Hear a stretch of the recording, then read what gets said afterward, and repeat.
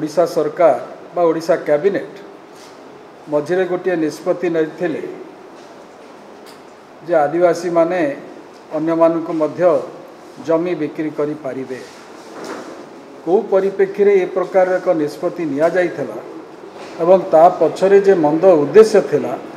यह पुणी दोहराइबार आवश्यकता पड़ुछि। कारण ये जो सरकार वर्तमान ओडिशा रे अछि से आदिवासी स्वार्थ रक्षा करने जेते प्रकार कांदना गाउथला मध्य जो चक्रांतटी से समय होता मु व्यक्तिगत भाव में केतक कैबिनेट मिनिस्टर सहित सेतबेले कथा हली है किपरि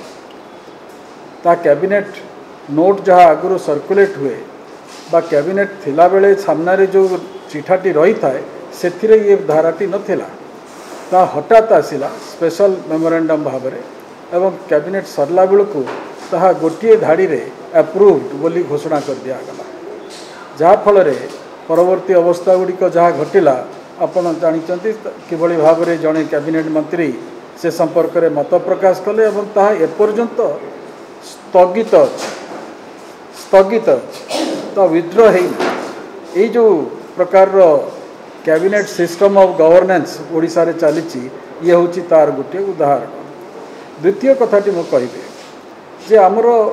शिक्षा व्यवस्था संपूर्ण भाव में भुसुड़ी पड़ी केते शिक्षक अभाव अछंती यार सूचना उणाधिके आरटीआई जरिया रे आमे पाउछ केते शिक्षक बा अध्यापक एडहक अछंती तार सूचना मध्य आमे पाउछ किंतु खर्च होची अपव्यय होची अन्य बाबद रे जे आमे शिक्षार उन्नति करूछु आमे टंका बांटिकी शिक्षा बा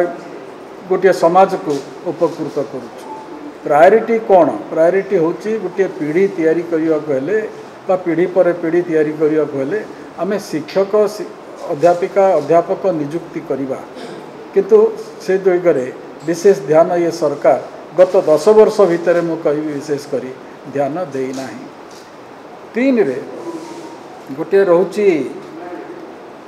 केते सरकारी चाकरी खाली पड़ी